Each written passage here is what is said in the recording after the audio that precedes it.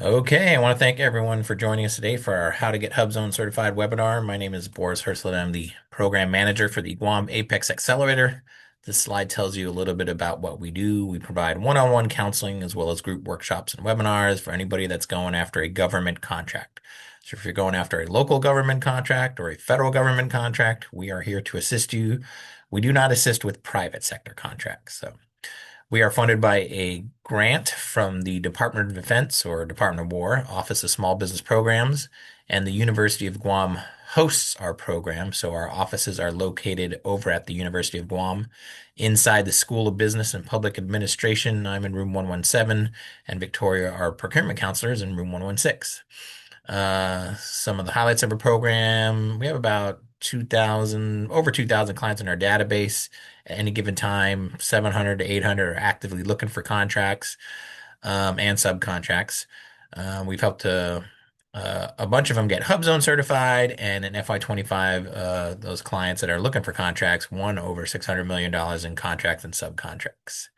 Some of the partners we work with, we are a member of NAPEX. So we're just one APEX Accelerator out of 90 plus offices across the nation. Our coverage area covers Guam, and we also assist with the CNMI as well. So if you have business, we have our alliance we can go to, find out what's going on with the latest and greatest in federal contracting, and then share that information with our clients. We also work with the SBDC, the Small Business Development Center. They are funded by SBA to help people start and develop their businesses. So if you are looking for, you're brand new to business and you want to start a business or you want to expand your current business and you need to put a business plan together so that you can take it to a bank and they can give you a loan or a line of credit, that kind of thing, or maybe some QuickBooks training and stuff like that, go see the folks at the SBDC. They're also here at the University of Guam inside the School of Business and Public Administration. And they can help you with those things. We do not assist with business development.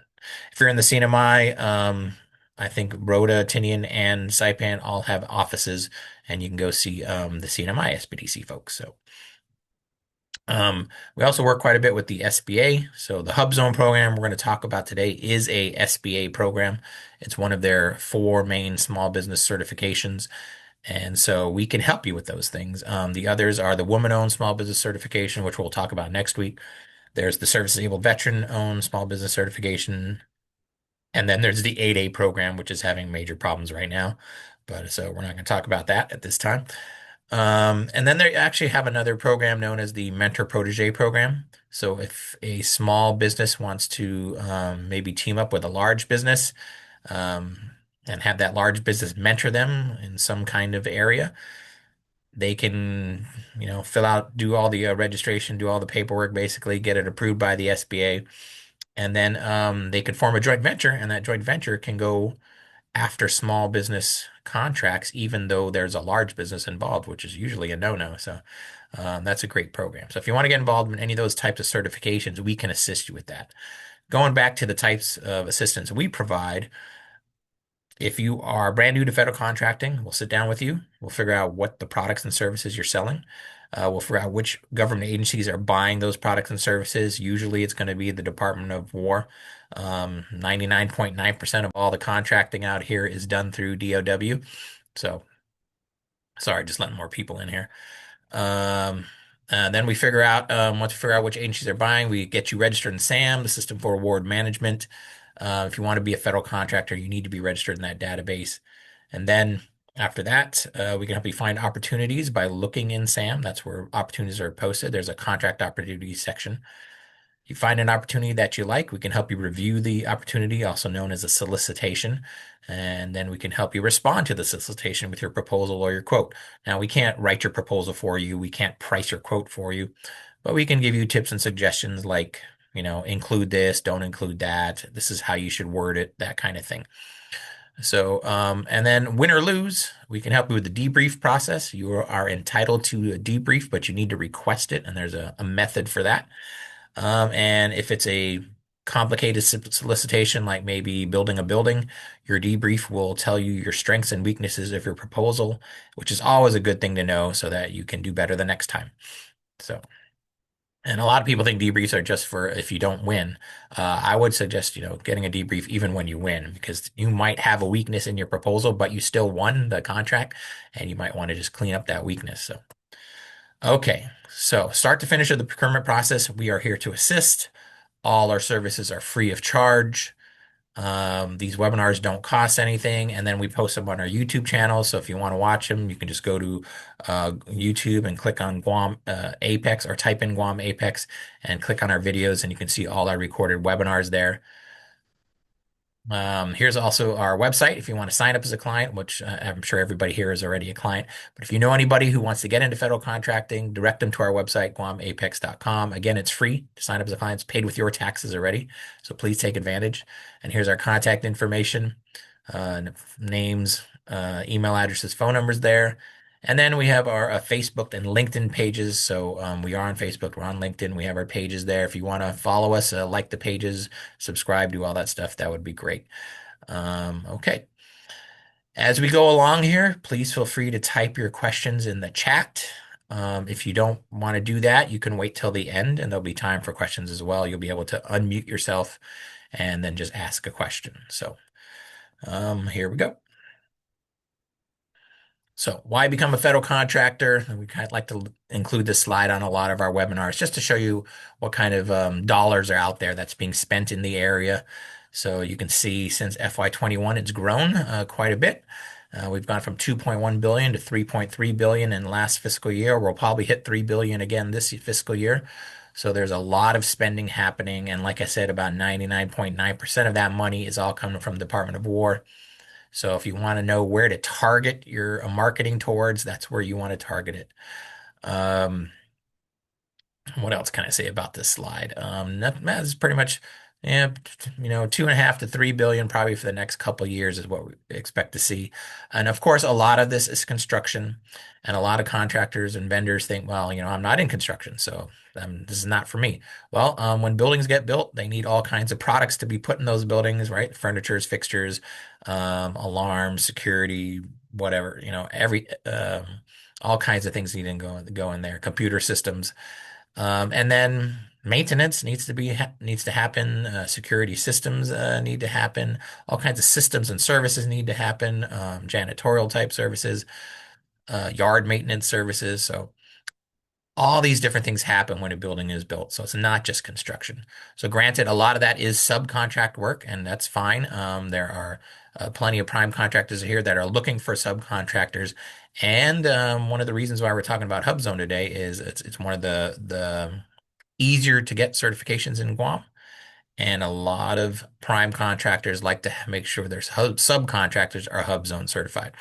So we'll talk a little bit more about that as we go along here. So just wanted to show you something here as well. Another reason why to get the HUBZone certification. These are known as MACs, multiple award construction contracts. Currently in Guam, there are two ongoing MACs, HUBZone MACs. So these are set aside for HUBZone certified companies. So everybody you see on this list here is HUBZone certified. And they have these basically a pool of projects known as a multiple award construction contract, a MAC, right? And so the first pool you see on the top started in 2022. It's got $400 million in it.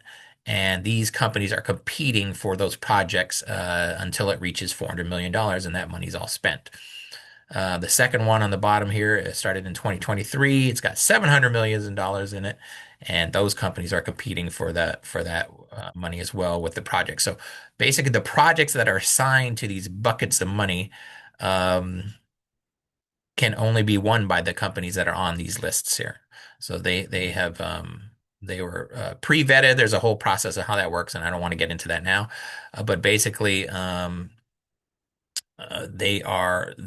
are the companies that'll be sharing that money. Now, of course, they need lots of subcontractors to go underneath them and help with their projects. So there's plenty of opportunities, as well as the 36 cons, which is the one on the bottom here. That's the Anderson Air Force Base, 36 cons, 36 contracting squadron. Theirs is going to end in 2028. And I don't know if they're going to open another one. They might, they may not. This is the first time in a long time that I've seen Anderson have a HUBZone MAC. But the one on top is going to end in 2030, and I'm pretty sure there will be another one after that. And so if you're thinking about getting positioning yourself to you're a construction company and you want to get HUBZone certified and get ready for the one that's probably going to come out when this one ends in 2030, probably start preparing. It's not too early to start preparing for that. So just wanted to show you this, and you can see a lot of duplicates here. A lot of companies are on both Macs, or a few companies are on both Macs. So if you want to know where to target your marketing, if you're looking for maybe to be a subcontractor, you have some kind of specialty that you can do. These are the targets. These are the companies that are to go after. All right. So what is HUBZone? HUBZone is the historically underutilized business zone program. That's what it stands for. This slide tells you a little bit about it. It's a location-based certification. So it's not like the woman-owned certification where, at least 51% of the ownership needs to be a woman, or the service-disabled veteran-owned certification where at least 51% needs to be service-disabled veteran. It's not like that at all. This is the only program that is based on where the company is located. So, and there are rules in place um, for this. So basically, the company needs the principal office of the company needs to be in a hub zone. And the principal office is basically defined as the office where the most employees report to work. So, not too hard to do in Guam. All of Guam, all of the CNMI are hub zones. It's not like there's places in the states, let's say California, for example, where maybe one county is hub zone and the other county is not, or even one side of the street is hub zone and the other side of the street is not. You don't have that problem here. So you don't have to worry about where your principal office is or where your employees live. Nobody's commuting to Guam on a daily basis or the CNMI, right? Everybody lives here. We all reside in the hub zone. And you just need to prove that 35% of your employees reside in the hub zone. So if you have 100 employees, you need to prove 35. You don't have to prove all 100 of them. So recertification is done every 3 years. So it's a 3-year program. There's a federal contracting goal, so 3%, meaning they want to award 3% of the small business contracts to HUBZone certified companies, basically. That goal is hard to attain nationwide, but on Guam, it's very easy to attain for the Department of War, just because, again, there are lots of HUBZone companies here, and the entire island, and as well as the CNMI are HUBZone. So so NAVFAC MAR actually has an internal goal of 17.8%. That might have changed. I think that was last year, so it might be a little different this year. I don't imagine it going down. It probably went up, I would imagine, but they are easily hitting 20 to 30% on a regular basis of contracts awarded to hub zone companies. So, but even with all the work that's done on Guam and all the hub zone companies that get that work on Guam, it does not. Um, it helps the national goal, but it doesn't cause the national goal of 3% to be met. So you can bet that they're going to keep counting on Guam to get more and more hub zones to try to help with that national goal. But the volume of work here compared to the volume of work nationally is a different story. So, and we have about 130 companies in Guam, the CNMI, that have hub zone certification. I think if you go look at the list, it says 140, but there are duplicates in there, and we're going to actually go through the list towards the end of the webinar. So. If you want more information about this program, on the top left of the slide, and like I said, everyone's going to get a copy of these slides, is the link to the SBA.gov site, the HUBZone program. And then if you want to read the actual law related to HUBZone, we got a link to the Cornell website where you can read the 13 CFR Part 126. CFR is the Code of Federal Regulations. So, okay. We're going to explain a lot about this program as we go through this webinar here. So. All right, so before you can register for HUBZone or apply for HUBZone certification, you need to be registered in SAM. You need to have an active SAM registration. And what I mean by that is you need to have a CAGE code. A CAGE code is a commercial and government entity code. When you finish your SAM registration, you will be issued a CAGE code. And then that means you are now can compete in the federal contracting arena. You can compete for federal contracts. So make sure you have an active SAM registration. If you have a SAM registration and it's expired, you do need to renew it annually at least. Go in there and renew it and get it active before you apply for this. That's just the basics that you got to do. So you apply at certifications.sba.gov. This is known as their Unified Certification Platform, or UCP. All the programs are here now. So if you wanted to apply for women-owned, service-disabled veteran, 8A, it's all here at one site now. They used to be at different sites, but they combined them all into one site about maybe a year and a half or 2 years ago is when they did that. So, all right. So what we're going to do is we're going to come at this from the angle of we've never applied for anything. We don't have an account here, and we're going to use that in our webinar today. So just if you already have an account, just imagine that you don't and you're brand new to this. So we're going to click sign up login, and this little thing on the left appears, and you're going to click sign up login again because we're not an SBA employee. And then you get to the login screen, and on the bottom, it's going to say don't have an account. And that's us. So we're going to pretend, we don't have an account. This is the first time we're doing this. So we're going to click sign up. And then it's going to say, all right, put in your first name, put in your last name, put in your email address. They're going to send a verification link to your email. This is pretty common, happens with a lot of websites and places that you sign up at. So you got to agree to the terms and conditions. So check that little box, click sign up. And then a little screen will pop up saying, hey, we sent you an email. So put in the passcode here. So just enter that code and click continue. And then you'll create a password. So create your password. It gives you the rules there. This is all pretty typical that you see on many different websites, banking websites, things like that. So just do that. Do your password, click create, keep track of your password. However you do that, password manager or write it down. I don't know, whatever you want to do, just make sure you keep track of your password. All right. And then we get to you get a little success screen, and then it says continue to verify your identity. So you want to do that.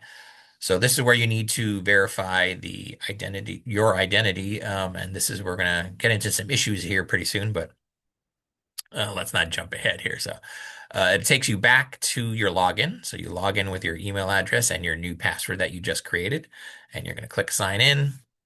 And then it sends you a verification email. So click send me an email. And then there's also where it says click enter. So you can click, when you get that email, you can click inside the email. Or sometimes people, maybe they're doing this on a computer and they're getting their email on their phone, whatever. And so they want to keep everything in one place. You can select the option of enter a verification code instead. So you don't click on the email. You just take the code from the email and type it on your computer. So that's an option you have. So you can do that, enter the code, kind of what we did already. And then now you need to set up your security methods. So this is before we're going to do the identity verification here now. So we're going to click setup. You're going to put in your SS number, do it again, put in your date of birth, your mobile phone number, and then your address, and click continue. And then you're going to see this little message that says, hang tight, we're setting up your registration. All right. Takes a few seconds. That's true. And then you get to this screen where they want to basically verify your identity. And they want you to use the camera on your device to take a picture of yourself. And then you're going to have to upload a copy of your driver's license or your passport, something with a picture that matches the picture you just took. And then a copy of your SS card, which is, my opinion of that is I don't know why we want to do that. Doesn't seem like a good thing to do, but that's what they want you to do. And if all goes well, you're going to see this success here. The problem is many, many times not everything is not going well. So we do have issues with this site on this particular part, the ID verification. We have a lot of our clients, well, can I say a lot? Yeah, a lot saying when they get to this screen, sometimes they'll take a picture of their ID and it won't accept it. And they'll have to do it like 5 or 6 times before it finally accepts the picture. So that's a possibility. Or even the SS card, 5 or 6 times before it accepts it. Sometimes it never accepts it and they don't know what to do, right? So if you're having issues when you get to this screen, and hopefully SBA is cleaning this up and making it work a little better. But if you're having issues with this screen, there are some things you can do. There's a phone number you can call, the 1-866-443-4110 number on the bottom here. That's like the SBA help desk for this site. There's certifications at sba.gov where you can also say, hey, we're having a problem here. Please help us. And then there's CLS at SBA.gov.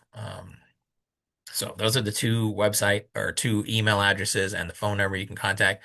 If you're gonna, send an email, make sure you take screenshots of whatever error message you're receiving so they can have an idea what the problem is and then what you've been doing to try to resolve that error. So um I can say we had a client and this is just anecdotal. This was for them. I don't know if it'll work for everyone, but we had a client who ran into the issue of they couldn't, every time they tried to upload their social security card or a picture of their social security card, they tried JPEG, they tried PDF, they tried all different formats. It really shouldn't matter what the format is, but it kept saying invalid, or it wouldn't accept it, right? So they basically, they called the number, they sent an email, they were told, hey, keep trying, try it a different way, maybe take a picture at a different angle, make sure the lighting's a certain way, whatever. And they did all that and they just didn't have any success. So what he did then was, which seems to me, I'm not sure why this worked, um, because it doesn't seem like it should be connected at all.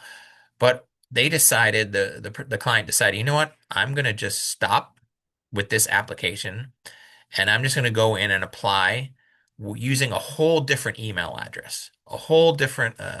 So that's what he did. So he just went in with a totally different email address, got to the same screen with the ID verification, and took the pictures and everything, and it all worked.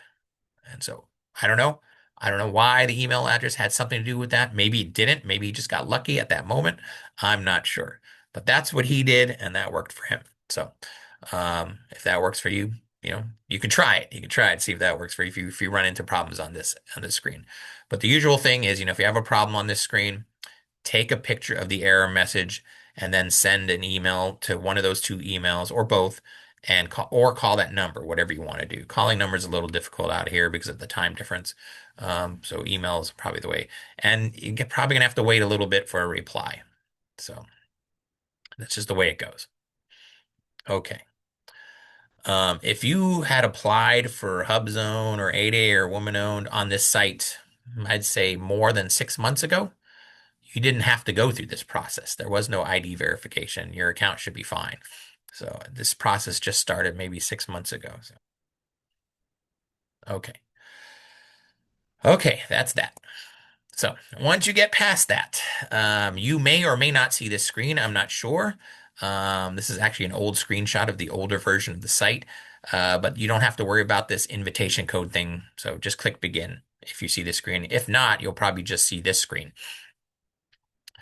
Um, and you'll say you must claim your business. So what this is saying is, all right, what's your UEI, what's your cage code, and what's your EIN or TIN or TIN, right? Your tax identification number, employer identification number, whatever way you want to look at it. The number you got from IRS for your company, basically. So what this is going to do, it's going to go look at SAM. And that's why you need that active SAM registration. And it's going to pull information over from SAM.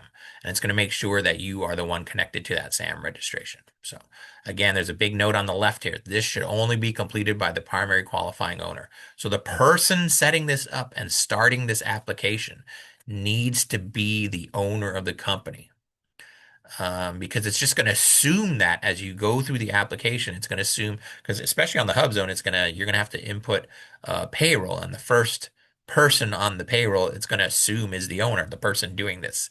So um, there you go.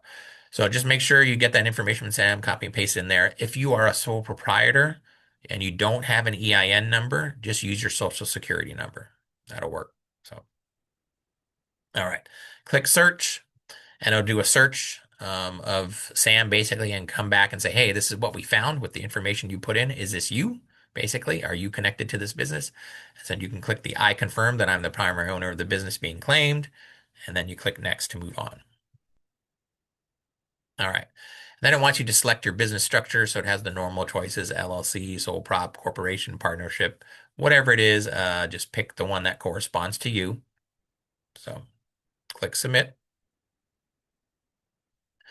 in this case, for this webinar here, this was a sole proprietor. So after claiming your business, it takes you to your home page, and this is what your home page looks like. So it has your business name, sole proprietor. The business name is the name of the person, right? And then it shows you your UEI from Sam. So so if you want to start an application for certification, there's a it's not on the screen here, but on the right side of the screen is a manage button. It's blue. So you just click that manage button. I don't know why it doesn't say start, but click manage and then oh there you go. Here's the start. And so I'm gonna click the start button to apply for a certification. All right.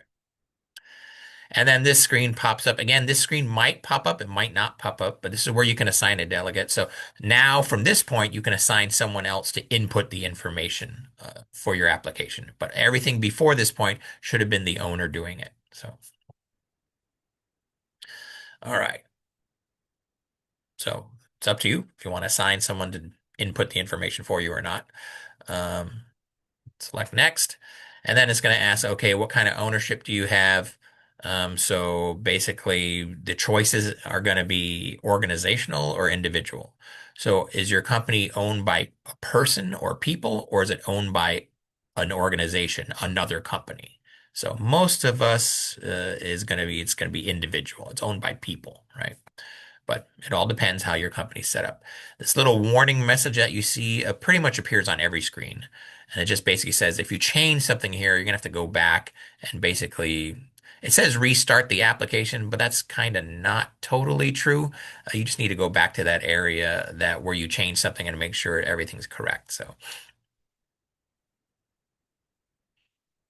all right. So when you select type of owner, most of us, that's going to be individual. And then we're going to scroll down the screen.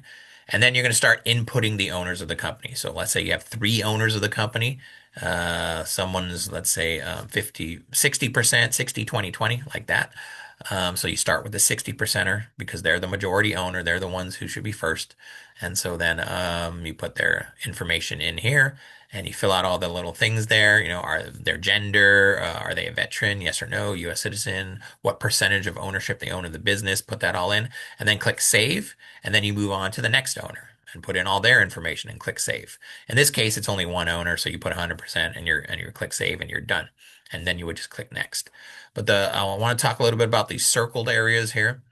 So if on the gender, if you select woman, then you will be able to apply for the woman-owned certification. If you don't select woman, you select man, you won't be. That option won't appear for you.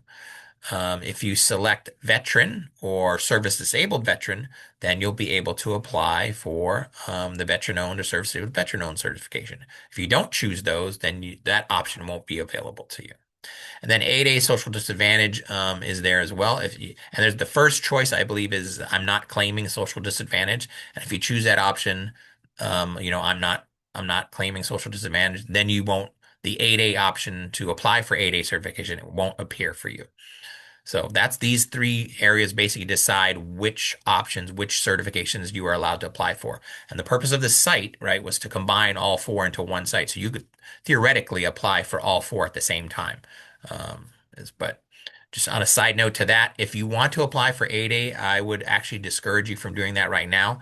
Although I just read that there were some 8As recently certified. So basically the 8A program, let me just take a little side note here, or a little tangent. The 8A program has pretty much been on hold for a year. There's been no new 8A certified since August of 2025. But I just did read that there were some new 8A certified actually this in the last week or so, but all of them were like Native American, Alaskan Native, Native Hawaiian organizations. There were none that were actually individually owned.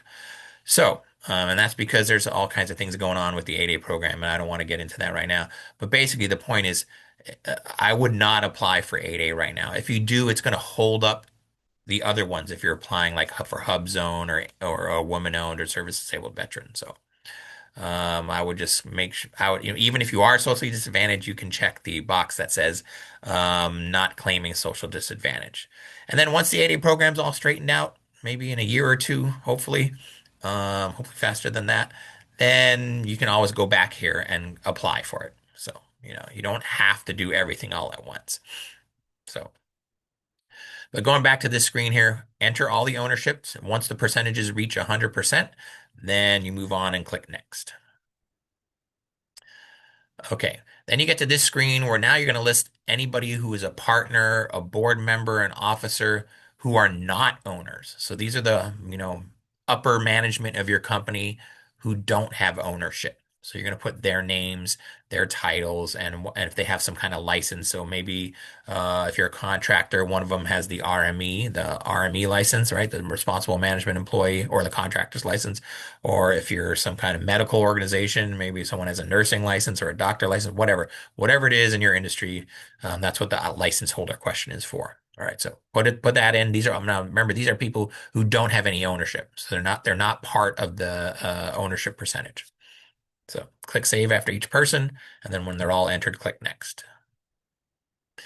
All right, then based on your answers on that one screen, it tells you what you're going to apply for. So we're going to apply for HUBZone because it just knew that from our address in SAM. It said, oh, that address is in Guam. All of Guam's a HUBZone, so this person will be eligible for HUBZone or this company, basically.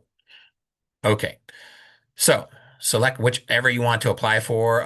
Normally there's more than one, right? If you're a woman, you would have seen the woman owned here. If you're a veteran, you would have seen the veteran option here. But in this case, it's just HUBZone. So you're going to click that little circle there, and then we're going to click next and move on. This screen just shows you all the different options. If you were eligible for everything, there's 6 options. That's what you could apply for. So,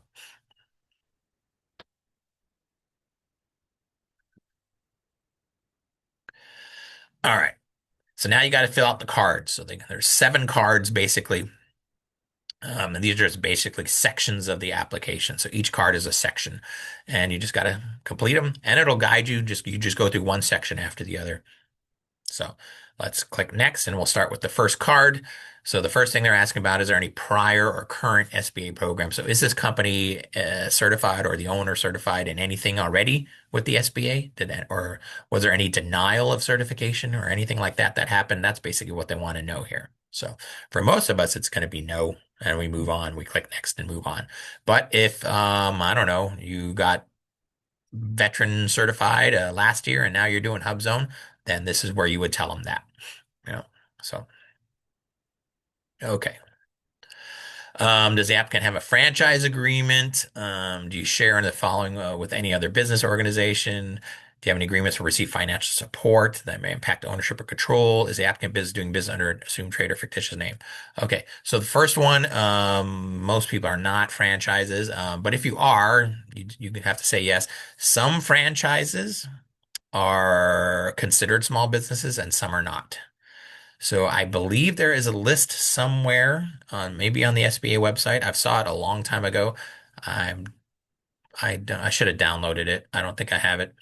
But if you want to do some research, you could probably Google it and find out if there are which franchises qualify as small businesses. Because remember, this HUBZone program is for small businesses. So and if you're a franchise and you want to go after this, you don't want to waste your time going through all this and finding out you're not qualified because your franchise type is not qualified. So does your company share in the following with any other business or with another business? And then the choices are office space, employees, equipment, services, or not applicable. So most of us are going to be not applicable, but it's up to you, whatever arrangements you have with other companies. If you're sharing offices or employees, equipment, they want to know about that. This all relates to something known as affiliation.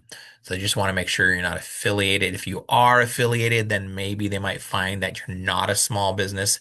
It doesn't happen very often, but that's a possibility. So, does the company have any agreements to receive financial support? Again, this relates to a little bit of affiliation, but mostly control of the company. So the owners of this company should be the ones controlling the company. And if you have some kind of like private loan from another company, and if you don't pay back that loan, that other company could maybe take over your company or force you into bankruptcy or something like that, then they have some control of your company. So that's kind of what they want to know. Is the applicant business doing business under? So if you're have a DBA, doing business as, they want to know about it. Most sole proprietors are DBAs. They have a DBA. All right. Race, ethnicity. So just basically answer the questions, date of birth, blah blah blah. Again, they're assuming the right method. The person who set it up, you are the owner. You're going right. You may have assigned a delegate already, but they're going to assume the owner's information here. So nothing too crazy there. And then they want to know about some federal relationships. So is your company debarred, suspended?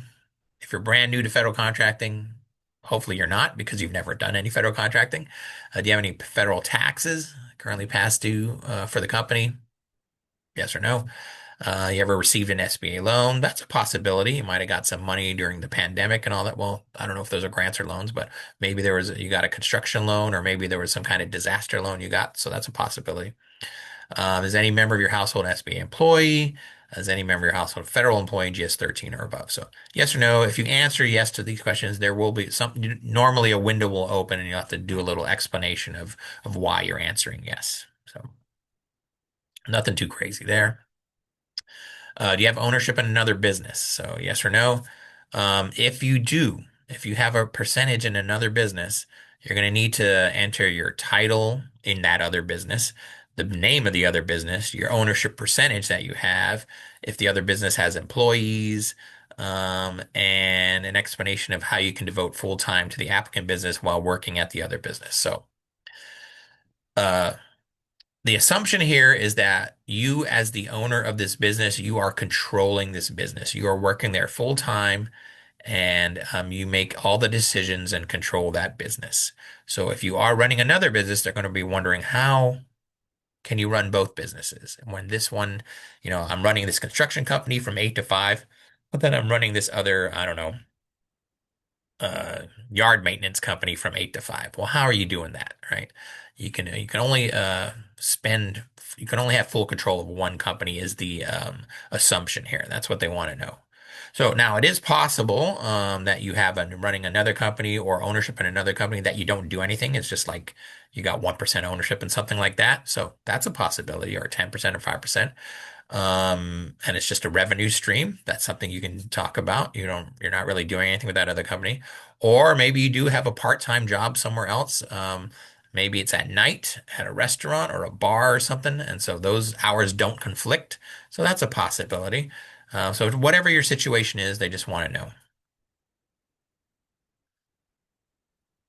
And then you got to basically build your resume. So they're going to say, all right, what's the job you have right now? When did you start? And what's your title? And a little description of your responsibilities, and then currently held, yes or no. And then you'll click save, and then you can put in the job before that and the job before that. And it's up to you how far back you want to go. We say maybe at least put two jobs in there, your current job and the one before. So. And then the bottom, do you manage or supervise the day-to-day operations of the business applying for certification? Yes or no? If you put no, I think it may ask, well, then who does and what's the relationship between you and that person? So, but the assumption again is that you're controlling the day-to-day operations of your business as the majority owner. So click next. Okay. Do any of your immediate family members own a business that conducts business with the applicant business? So This is this probably happens a lot in Guam and in the CNMI. There's a lot of families that own multiple businesses and they do business with each other.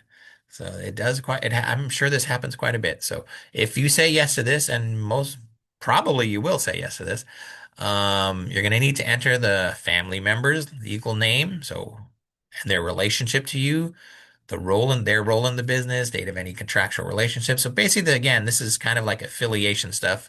They want to make sure that you're not just one giant conglomerate, really, of businesses that has all these different businesses in the family. So, but it's really just one business because everybody's selling to each other, that kind of thing. That's what they're trying to figure out here. So. And then who's controlling? Because sometimes maybe, you have two brothers.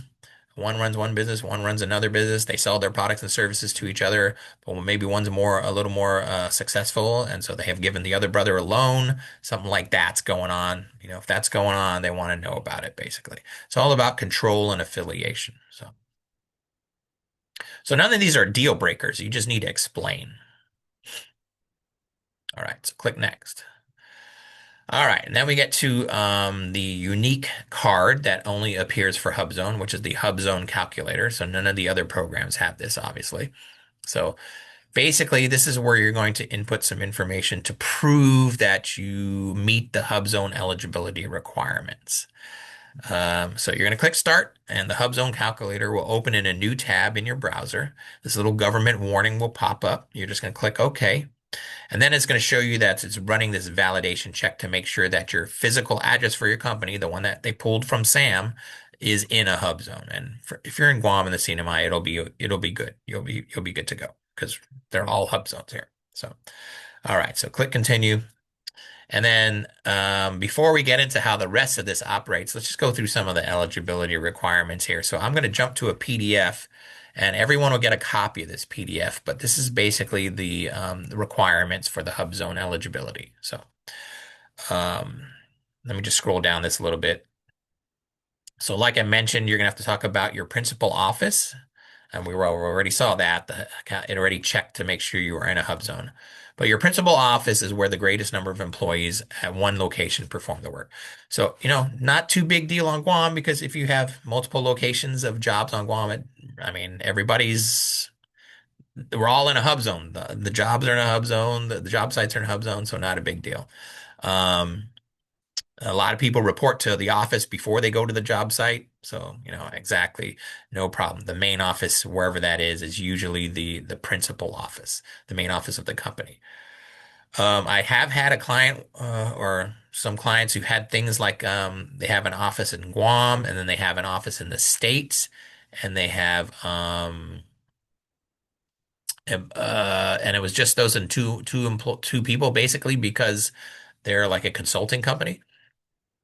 So if that's the case, and that office in the States is not in a hub zone, well, then you have one employee not in a hub zone and one employee in a hub zone. So where is the principal office? Well, it's where the greatest number of employees perform their work.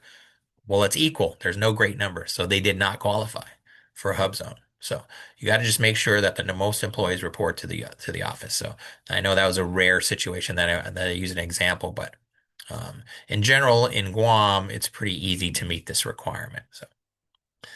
All right, so you got to also prove that the office, the principal office, is fully operational and located in a hub zone. So you can do that by using a lease, a deed, a mortgage, a rental agreement, anything that proves that that address is in use, right? That's it's occupied basically. So, and they give you some rules here. So if you're going to use a lease, it's got to have a beginning date prior to the application date. So if we applied for Hub Zone today, which is what, August 20? Today, August 20? Yeah. So at least 60 days, I think I'm not sure. Yeah, at least 60 days before the application date, you have to have a lease signed. So what this is telling you is if you're a brand new company, you're gonna have to wait at least 60 days usually to apply for HubZone. If you just open shop today and just got your lease signed today, it's not going to count. You got to be in operation for at least 60 days. Um, and the business's full legal name. It must be identified as the lessee. It's got to be on lease, as well as the address, the physical address. So the same company name and same address you used in SAM needs to be on that lease if you're going to use a lease. Same thing if you're going to use a mortgage or a deed or whatever. Right? And they tell you about if it's a month-to-month lease. So all the little nuances are here, and everyone's going to get a copy of this. But I just want to explain some of the basic things here. So. Then you talk about if you're if you're in a shared workspace facility, what you should do. So that doesn't happen very often, but there's definitely more requirements. So that shows that there's an office there. And then how do you prove that the office is in use? There needs to be a utility bill submitted. So make sure your utility bill has the principal office's address on it. Or it shows that it's in use, the name of the company on it. Now they leave you a little thing here that says if you provide a utility bill, or if you cannot provide a utility bill because utilities are included in your lease, then you got to give us a copy of the lease and show us where it says that in the lease. Highlight that basically, and then they want proof of payment of rent for 3 months prior to the application date, which is strange. Why they want 3 months but before it was only 60 days. This now is 90 days. That's okay, but that's what they want here. Okay, but that's not a normal situation. All right, so that's to prove your office in use. One thing going back to the office here, also if you see this a lot in Guam and the CNMI as well, is it's like a home office.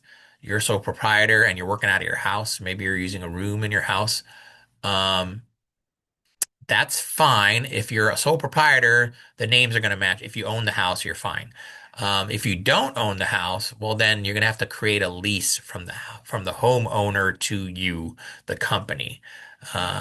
Right? So, and that usually happens when it's like an LLC situation. So you own the house, but you ha also own an LLC, or you're one of the owners of an LLC that's working out of the house. Well, then the homeowner, even if it's the same person as one of the owners of the LLC, needs to create a lease from the homeowner to the business just to show that it's in place and everything is legit. So just wanted to share that. Okay. Now you got to prove. So we approved where the principal office is. We proved it's in use with a utility bill. Um, Now we need to prove that at least 35% of our employees live in a hub zone or reside in a hub zone. So how do we do that? Well, we're going to upload some payroll records. So you got to upload 4 weeks of payroll. So if you're a biweekly company, you're going to upload 2 pay periods. If you're a monthly company, you're going to upload 1 month. So basically, it's got to be at least 4 weeks there. So, okay. And then they tell you about what the payroll records need to have, at least at a minimum: company's name, name of the employees, who worked during the pay period, number of hours worked, the wages earned, any taxes deducted, and pay period beginning and end date. That's the key to this, actually, the pay period beginning and end dates. A lot of payroll programs, for some reason, when like if you print a summary, they don't show the pay period and beginning and end date. So just make sure the beginning and end dates are on whatever you're uploading to when you upload your payroll. So they give you some examples here, so that's fine. Go through those. Now. So that's the payroll. Now remember, you only need to prove 35%. So let's go back to, let's say you have 10 employees. So you need to prove four, right? Because you can't do three and a half, obviously. I would suggest doing five. So at least you do 50%. And just in case somebody's proof gets rejected for whatever reason, you got a little buffer there.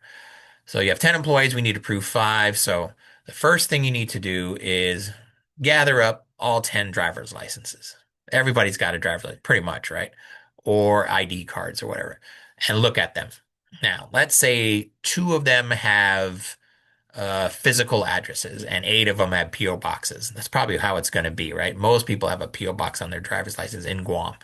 Well, the two that have the physical address, they are good to go. They don't need anything else. That's all they need to upload, basically. So, so they're good. So you got two out of the five that you're going to get. The rest, though, the other three or eight, I guess, we want them to get a mayor certificate. That's the best way to do it. And you notice here they got a little note for Guam that says, hey, ensure that the certificates of residency from the mayor includes a residency start date. So just make sure when they get a mayor certificate, it says on the certificate when that employee started living in that village, right? So remember, they got to be at least living there at least 90 days before the application. So that's the requirement. So if they're brand new to Guam, that employee, don't include them as part of your 35% of the employees that you're going to approve, because it's just not going to work. They got to be there for at least 90, got to be in Guam for at least 90 days. So, okay. That's just a little tip there. That's how you should do it. So start with everybody who's got a physical address on their driver's license, and then the ones who don't, who have a PO box, make them get a mayor certificate. Okay. So then they talk about here what to do if your employee does not have a current driver's license. And this is where you would get the mayor certificate. That'll that'll do that. So. The other thing you can do is if they don't want to get the marriage certificate, they can do this too. They can do the lease, the deed or mortgage, or two utility bills because they got to show one that was here 90 days prior and then one that's active right now during this application. So if an employee worked a total of 40 or more but less than 120 hours, so they did like part-time, you're gonna have to provide a copy of their job description. So that's usually for your yeah, your part-time employees. I'm not sure why they asked that. They do. So, and I think that's it. Yeah. Okay. So this is kind of the documentation you want to get done before you even apply. Well, I mean, it does save your work as you go through the application. You can come back and add things. So you can do that, but probably would be easier to just have everything set up as PDFs ready for upload so that when you get to the screen where you upload the documents, you have it all. And we're going to show you that here in a second here. So, okay, let's move on. Let's go back to the PowerPoint. So we're at the HubZone calculator. We're going to click begin.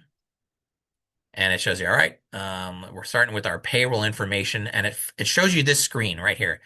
And there's no like start, continue. The only button there is edit. So no matter what you do, you have to edit to continue on. So click edit. And then it says, okay, this is the person. If you notice, let me go back a screen. It said the payroll frequency was monthly. That's what it defaults to. So most people are doing bi-weekly, right? So we're going to click edit because, like I said, that's all you can do. Um, And then you're going to change your payroll frequency usually to bi-weekly. If you don't have payroll records, actually, I think we talk about it on the next screen here, but there are some options there. And then if you're also using temporary, like a temp agency employees, there's things you can do there as well. But in general, normally, most people are doing a bi-weekly type thing.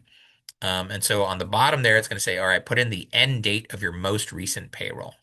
So I used 8/15 here for the example here, and then it automatically calculated, okay, the start date of the previous payroll period and when the previous payroll period ended, if you're biweekly, which is right, every 2 weeks. So it automatically calculates that for you.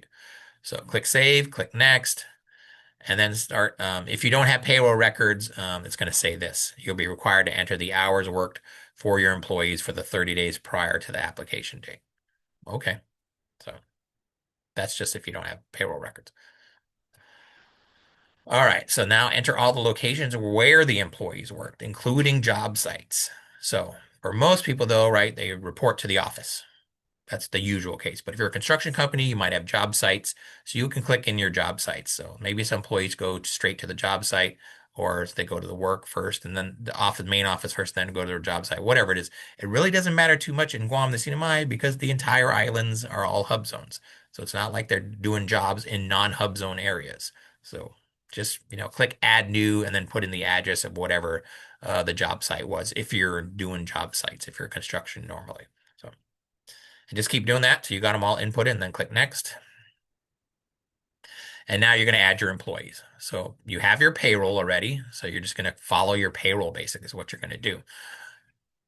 Excuse me. So enter all your employees and hours worked using the add employee button. And then after all the employees are added, click next.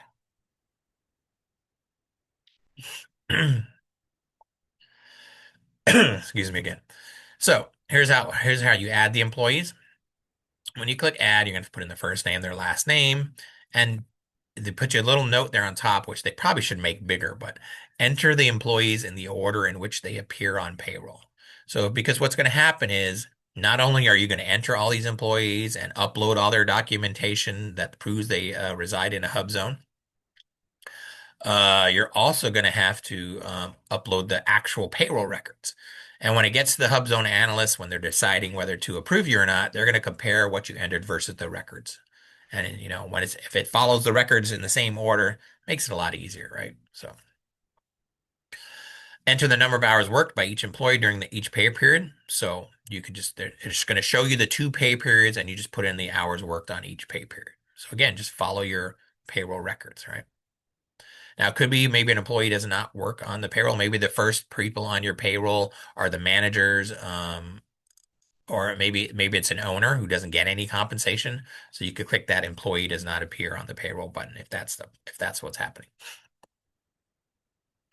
And now you can just keep doing this, and then so we're still doing the add the employees. So we're going to do hours by location now. So now let's say they worked 80 hours in the first pay period and 80 hours in the second pay period. Now you got to tell them where those hours were worked. So in this case, all 160 hours were at the main office. But if they were at job sites, you could say, 40 hours at this job site, 50 hours at that job site, blah, blah, blah. You just allocate it to whatever location you listed when you added your locations. So, so you enter the hours, how many hours they worked, and then on this screen, you allocate that to which location. Again, doesn't matter too much in Guam because every location is going to be in a hub zone. So all right. Then as you go down a little further, this is where you're going to tell them, okay, I want to claim this employee as a HubZone employee. Remember, you don't have to do all your employees, only 35%. We suggest 50% in case some get rejected. So going back to our example, if this was one of those, we had 10 employees and we're only going to prove five. If this was one of the ones that had a physical address on their driver's license, we're going to say, yes, we're going to claim this one for sure. Then we're going to put in the address of where they live, or that's the same as their driver's license, basically. We're going to scroll down and then we're going to tell them, okay, what kind of document are we going to use to support this? Oh, well, we're going to use the driver's license and make sure they got their driver's license at least 90 days, or the issue date is at least 90 days before the application date for HubZone. And that's what we're going to do here. So, so they're telling you the application date for this HubZone application was August 19th, which is yesterday. And 90 days before would be May 21. So you just got to make sure their driver's license was issued before May 21. So you put the issue date, put the expiration date, and then when we get to the upload screen, you're going to upload that driver's license, a copy of that driver's license. But that's it. They're done. This one's proved now. So it's a lot easier when people have the physical address on their driver's license. Okay. Let's say they don't have a license, so you're going to use a marriage certificate. Let me go back a screen. If you're going to use marriage certificate, you can select this option as well and just use the marriage certificate because it only needs one thing. The marriage certificate, now remember, it has to say on that marriage certificate when they started living in the village. So as long as that's on there, you're good to go. Right. Now, if you're not going to do those two things, which I highly recommend using a driver's license or marriage certificate, but if you really want to use a utility bill, then you're going to have to do two of them, right? And so this is what it looks like if you're using a utility bill to prove that the employee lives in or resides in Guam. So you're going to have to upload one utility bill, their utility bill, that's at least 90 days before the application, and then one that overlaps with the current application. So that's what you're going to have to do. So again, driver's license, marriage certificate, they're the best two options. But the other options are a lease, utility bill, deed, or mortgage, where you're going to have to upload some extra things. So it's up to you how you want to do it. But I think our suggestions are pretty good on this one. So click save. And then you just keep doing this. So this is the first employee. It'll tell you if they are accounted as a HubZone employee, yes or no. Um, so then you just enter all your employees by keep clicking add employee after every one, right? And again, put them in the order of the payroll. One other thing I want to say about this. On the box that you see there that says counted as a HubZone employee, it's the second box with the little black eye in it. Um, Many times you will list them here and it'll say no for some reason. But then if you actually log out and log back into the application, it'll change to yes. So like it defaults to no or something. And so I don't know why that is, but just don't be worried if it says no. If your address for whatever your proof document you're loading is a Guam or a CNMI address, it's yes. Those are hub zones, so don't worry about it. Okay. Okay, so now excuse me. After you finish all your employees, you click next. You get to this screen where it kind of lists everybody and it tells you, okay, this is how many employees are at the principal office, how many were at other hub zone locations, how many were at non-hub zone. The non-hub zone is going to be zero because nobody's, I guess, well, working off island. Well, that could be a rare thing, I guess. But uh, anyways, so this little screen shows up. So it's just a little summary screen. You're just going to click next. And then it's going to say, all right, you're eligible or ineligible. But most likely it's going to say you're eligible. This little green box pops up with a check mark saying you're eligible. So you're going to click save and return. and then it's going to close the window that it was using for the HUBZone calculator and take you back to this screen. Remember when you click start and you started the HUBZone calculator? So now you're done with the HUBZone calculator and you're just going to click next. Now, something I failed to mention at the very beginning here. On the top of all these screens is a little bar that's growing. It starts off as gray and then turns blue, a light blue, then dark blue when it's finished, basically. And so we're already done the ownership. We've done control and operations. We've done program selection or the individual questionnaire. And so now we're going to probably move on to the document. Well, I think there's a couple more questions before we do the upload. Yeah. So. Here's another question. Do you have 51% or more ownership in another business with employees? Kind of similar to the questions we got asked earlier. So again, yes or no. If you say yes, you're going to have to answer some more questions. So this if you're a majority owner, basically, in another business. And then does your business own or lease your principal office? Is the principal office located within a residence? Yes or no? Does the lease deed list the full names, the firm's full name, or the majority owner's full legal name as the lease owner of the property? So yes or no. Depending how you answer these, there might be other questions as well. But again, this is to prove the that your office is in a hub zone, right? So and how it's being used. All right, now we get to the document upload question or section. So this is where we're gonna have to upload things. If you're a corporation, obviously you're gonna have to upload your articles of incorporation. If you're a LLC, it's gonna be articles of organization. Meeting minutes is only for really for those two. If you're a sole prop or even a partnership, which is just basically two sole props, um, you're not going to have any meeting minutes, so you don't have to upload any meeting minutes. If you're a sole prop and you're using a DBA, which most do, you're going to have to upload that fictitious name certificate, which is also known as your business license for sole proprietors. Proof of U.S. citizenship. Remember, this is the Small Business Administration. These programs are all for small businesses that are at least 51% owned by U.S. citizens. So, 1040 Schedule C. That's again if you're a sole proprietor. Um, or proof of your EIN number, deed lease. So some of these you will have to upload, some you won't. It all depends on how you answer the questions. Okay. Property tax bill insurance policy. So again, these are things you might want to maybe just, before you apply, kind of look at this since you're all going to get a copy of this and maybe gather this information. Of course, your payroll and then the proof of residence for each HUBZone employee. So everybody's driver's license or mayor's certificate or whatever you're using. Right. If you're asked to upload a document that doesn't apply, then upload a PDF that says why it doesn't apply. That was in the beginning when this started, maybe a year and a half ago, this website. There were a lot of questions on the upload. There was like, upload this thing. It's like, what? I'm a sole prop. We don't even do that. Why would we?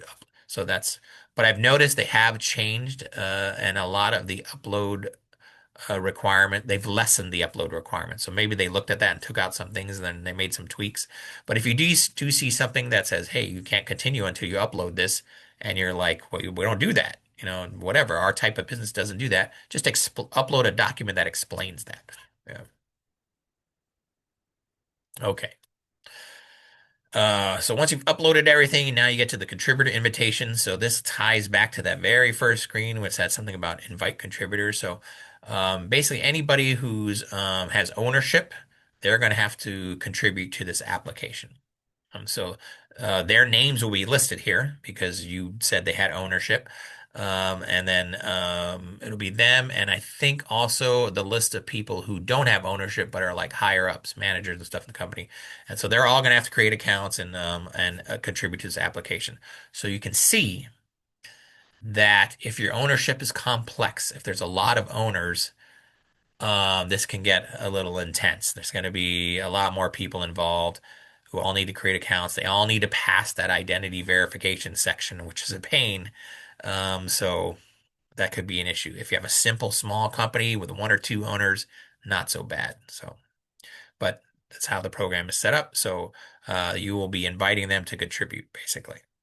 Click next. All right, read the privacy statement page. This happens on a ton of government websites. Click next. If your application is incomplete, it won't let you click the finish button or submit button. It'll give you this little message that says, "Hey, click here to complete a questionnaire or click here to upload documents if you missed something." And so if you just click that blue here, it'll take you back to where the cards are. This is actually a screenshot from a different application because there was only 7 cards, right, for HubZone, but this has 8. Um, but basically, it'll show you all your completed cards and then which ones are not complete. It'll say in progress, like that one does. So you would just click that. In this case, you would click business information, and it will take you back to that card, and you can change and finish it. So not too difficult. And then downloads, you can just it'll go back to the down, or I'm sorry, upload section, and it'll tell you which area did you forget to upload something. So all right. But once you've done all that and it's complete, you'll get to the attestation page where you're saying, yes, everything is true and to the best of my knowledge, no misrepresentations here. There's some severe fines and penalties for that. But if everything's good, click the I hereby in the signature box there. And then they really want you to make sure, or click submit. And then they really want you to make sure because it pops up and says, are you sure you want to submit? So click submit. And then it'll take you back to your dashboard or your main menu, basically, and it'll say, all right, you have an initial application and it's been submitted. And it'll have an application number there. So, all right. If you want to withdraw your application, which I did right away when I was making these screenshots because I didn't want to, it's just for screenshots, right? And I definitely don't want to have to face those severe penalties. But you can click on the left side of the screen, there'll be the 3 little dots. You can click that, and then you can view or withdraw. So you can withdraw. So if you want to view it, you can also view it there. And you can, I believe, you can print it as a PDF. That's a possibility. Not quite sure, but you definitely can withdraw it. This is the email you'll get after you submit your application. It just says, thank you for submitting your application. There's a screening process underway, and analysts will begin review to ensure it's complete. So basically, they're going to screen it, make sure all the documents are there, everything is complete, and then it'll be handed off to a person to actually go through and make sure, okay, uh, everything is accurate, right? So first they look for completeness, then they're going to look for accuracy and that you meet all the eligibility requirements. So, okay. So if you need some help, I'm sorry, follow up. Yeah. So certified.sba.gov. They're going to send you some emails. They're going to say, hey, like we saw earlier, like this email here. And so but there is a messages section on the app site. So if you log into your account, you can just click messages, and then you can basically read all the emails they've sent you. That's also on the site. So sometimes these emails go to spam and you never see them. So if you're not checking your spam or junk mail folders religiously, you might miss an email from the SBA. But you really can't use that as an excuse because on the website itself where the application is, there is a messages section where you can read all the emails they've ever sent you. So you probably want to just go log in regularly to see if they've sent you anything. All right, if you need help, there's a phone number, there's an email address, there's all kinds of help videos and supporting document guides and things like that. Of course, you're all going to get a copy of this. You're going to get a copy of that base supporting document checklist as well as a copy of this actual webinar or a link to the recording. So it'll all be there. Let's see. I think that is it. Oh no, not yet. So if you want to know who's HubZone certified, the place to go is the Small Business Search or the SBS, which is at search.certifications.sba.gov. Let's go take a look at that real quick. So I'm going to jump over to the internet, wherever it is. Here we go. So you should be seeing on your screens now the Small Business Search. So if you want to search who are all the HubZone companies in Guam or the CNMI, you can click this right here where it says skip directly to search filters. So I'm going to do that. And then I believe I need to scroll up. Yeah. Okay. I always find that strange. And I'm going to click location. It's set to search the entire United States, but I'm not going to do that. So I'm going to turn off the search businesses anywhere right here. And I'm going to scroll down a little and I'm going to pick the CNMI. I just want to see what's in the CNMI. So I'm going to click, I think it's under Northern Mariana Islands right here. All right, so this tells you these are the CNMI 222 small business in the CNMI that are registered, basically in SAM. So even though this is an SBA site, it pulls the information from SAM. So, all right, Let's see how many of these 222 are HUBZone certified. So I'm going to click here, click HUBZone, and we got 13 in the CNMI. So these are the 13 that are HUBZone certified. It's right now, it's kind of like in a random order. If you want to alphabetize it, you can. You can go here on the right, click alphabetical, and then click that. You can see who they are. Just note that this is kind of like a place where you can do some free marketing. You can advertise your business here, right? Contracting folks, SBA folks, other small businesses, your competitors, maybe some possible teaming partners, prime contractors will look at this website to see if they're looking to connect with a company. Maybe they need a subcontractor. I'm a prime. I need a subcontractor to do something, and I want them to be HUBZone certified because I have, let me take a little tangent here, but in federal contracting, depending on the size of your contract, if it's a kind of a large contract, you as a prime will need a subcontracting plan, and you have to have a certain percentage of your subcontracts go to small business. A certain percentage need to go to women owned, a certain percentage need to go to HUBZone, a certain percentage need to go to service disabled veteran. So maybe I'm looking for hub zones because I'm short on my hub zone goal, or maybe I'm looking for women owned because I'm short on my women owned goal. And so they'll go to this site and look to see who's out there. So just a little tip. Uh, After you register in your SAM, your information will come over here. But again, it's not complete. And that's why you'll see things like this blank here. So what you'll do is on the top right, you'll sign in. And then you'll be able to create an account, and you'll be able to actually edit, put in your capabilities narrative, and maybe change the contact person if you want to or whatever. And add other things about your company, like your bonding limits, your if you have any special equipment, if you have any special certifications. We do a whole webinar on this, so I don't want to get too deep into this. But if you want to know more about it, again, you can go to YouTube, put Guam Apex, click on videos, and you can find this webinar on how to use the small business search and update your SBA profile, basically. But just know, blank ones are not good. Right? It's just human nature. If I'm looking at a list of things and there's something's blank and okay, I know the name, but I don't know what they do, I'm going to skip them. It's just the way it is. So make sure you put a little capabilities narrative in here. All right, but if you want to know who they are, here they are. And and you can see there's a couple of businesses that are owned by the same person, or they're the point of contact at least. So, okay. Oh, this one's veteran and service disabled veteran and HUBZone. Double bonus here for working with them as with Greg. I know Greg, as a subcontractor. Okay, so that's CNMI. If I want to change this, I'll leave it as HUBZone, but I don't want to see CNMI. I want to see just Guam. So I'm going to go uncheck the CNMI. Oops, it automatically went to everybody. Let's not do that. Let's turn that off again. And it's just see Guam. All right, so here's Guam, about 128. So again, you can alphabetize it here, put it alphabetical, or if you want, or do whatever you want. Okay, so lots of companies here.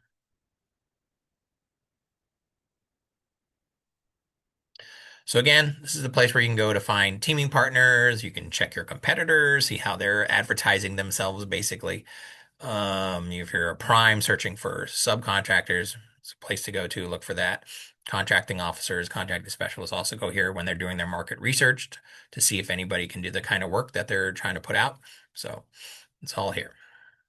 Okay, just want to show you that.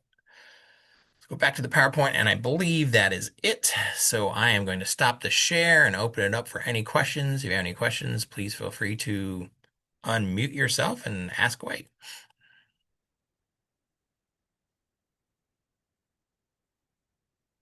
Anybody?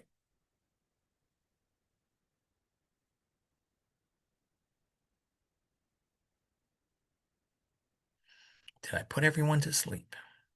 Yeah, I woke up. This is Joe John.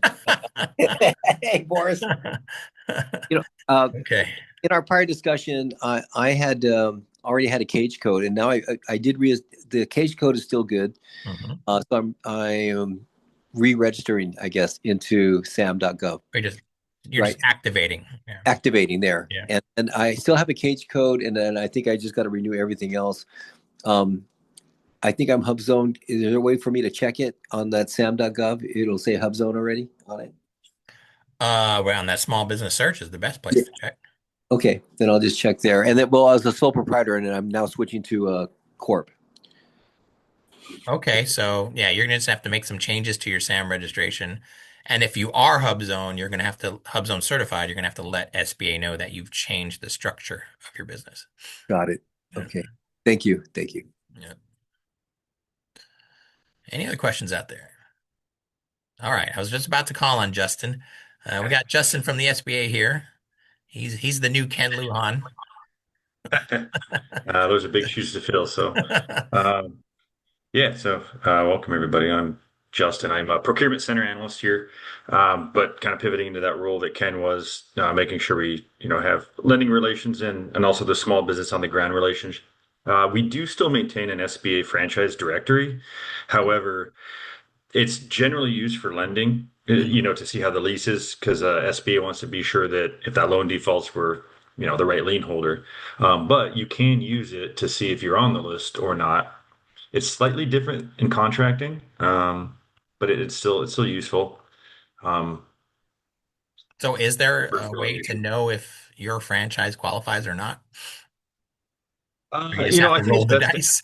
yeah, I would say ask. I can drop like the link in the chat. I mean, Okay. it's some of them are obvious, and so, for instance, it's all going to come down to how you operate and what brand you have. So, if you're a McDonald's, you're Yeah. probably not, like by affiliation, you're not. But Yeah. sometimes you have a franchise where you operate autonomously and you're really just using the branding, Yeah.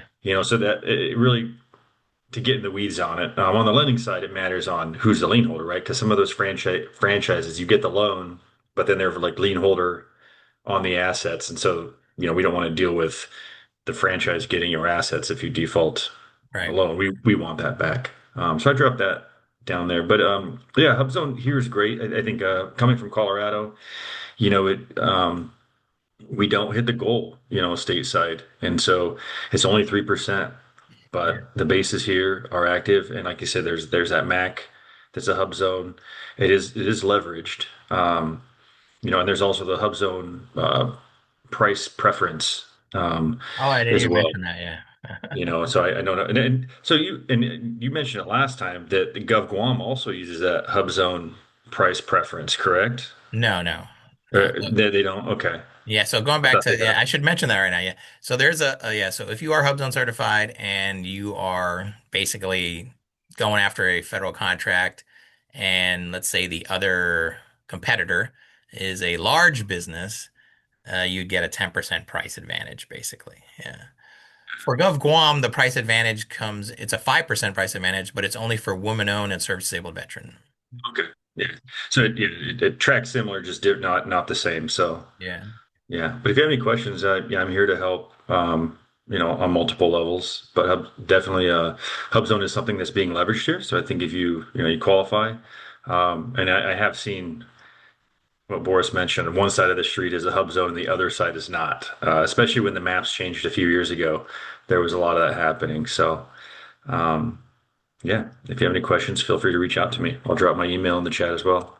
All right. Thank you very much, Justin. Any other questions out there?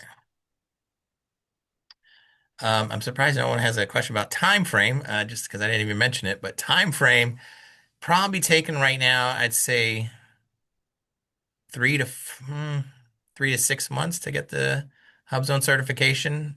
Maybe probably around usually around 4 is what we see. 4 months, yeah. Um, it was going a little quicker, maybe a year ago, and then things have slowed down a little bit. Do know the SBA is short-staffed. I do know that, so that could be a reason. But so don't expect to get it overnight. Don't expect to get it in a couple weeks. Usually, it takes a couple weeks just for them to reach out to you after you've submitted your complete application. So, um, all right. Any other questions?